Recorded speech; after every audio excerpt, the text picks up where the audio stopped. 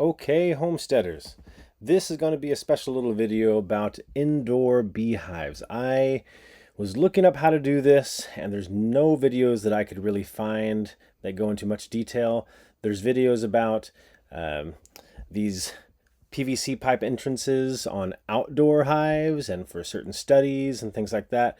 And there's some decorative beehives that look like they go inside that you can find. But I was looking for functional beehives inside to keep them warm during the wintertime and cool during the summer, though that's not as important. Mainly we were having trouble with our cold winters.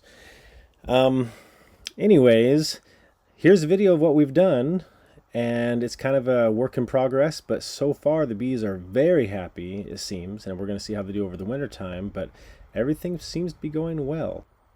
These cabins that you see in the video were already there when we bought the land. This used to be kind of a hunting lease, and we decided to repurpose them this way.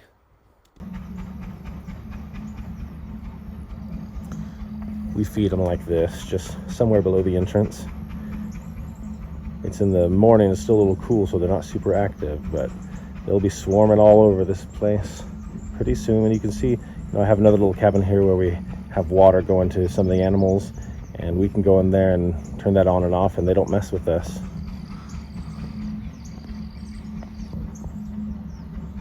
Went right in. No need for a landing pad. Over here it's a little different. I have one of these extra shelving units here for holding their food. Once again, it's still early morning, so they're not super active right now. And this is 1.5-inch PVC, and then on the end I have that 45-degree elbow. That's supposed to help reduce beetles, the small hive beetles, from flying straight in. So instead they have to come up, and that's a lot less likely for them to fly up like that. So it reduces the numbers just by that alone. And the board, I used Kerty board, which is normally an inside thing for bathrooms and showers, and it's waterproof, kind of like the drywall that you use, but a lot lighter. And I already had leftovers of it. And it's not meant for outdoor use necessarily, but you can prime and paint it as long as you use latex primer and a latex paint, and that should seal the deal pretty well. So we're gonna see how that works out. And there's special screws you use for that, but that's Kerty board, but not required. It's just what I had laying around, so it was free. I didn't have to buy anything new, I should say. But yeah, 1.5-inch PVC pipe. That's what when I looked research online, they said that size seemed to be the point of diminishing returns. If you go much bigger than that, you don't get any benefit, or if you go smaller. And now those people were doing pipes like that out the front of the hive for outdoor hives, so it was easier to collect bees as they were coming in and out. And also for, I saw other ones doing it for reducing pest, but none of them were doing it indoor like this that I saw. So this is still kind of an experiment going on, but I've got 2 hives set up like this, and we're going to see how they do. So far so good. They're all taking to it very well.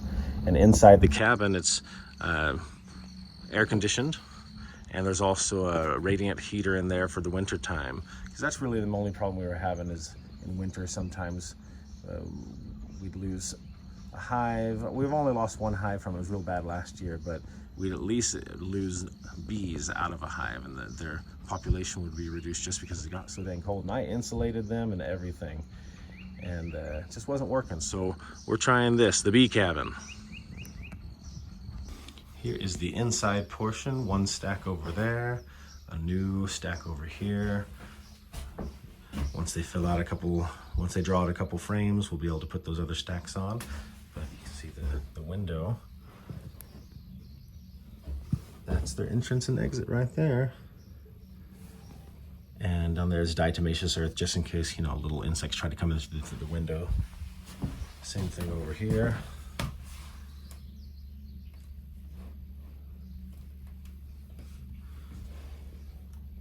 Hole just drilled to the front.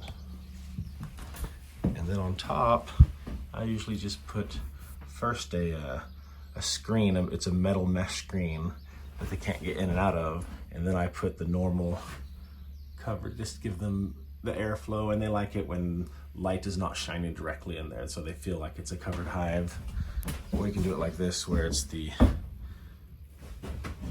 that same opening first, and then the metal mesh screen on top of that. Either way, I highly recommend these trays because it catches beetles, little small hive beetles and their larvae. They put them down there. You fill it with vegetable oil, and the bees can't get to it, but the beetles and the larvae either fall through or the bees shove them through down there because they like to hide at the bottom or the top of the hive. And I prefer these bottom ones here. There's also those top ones that you can stick in between the individual frames, but they work, but I didn't have as much success with them. I find that they get down here first, and then it's easy to check the frames in the top.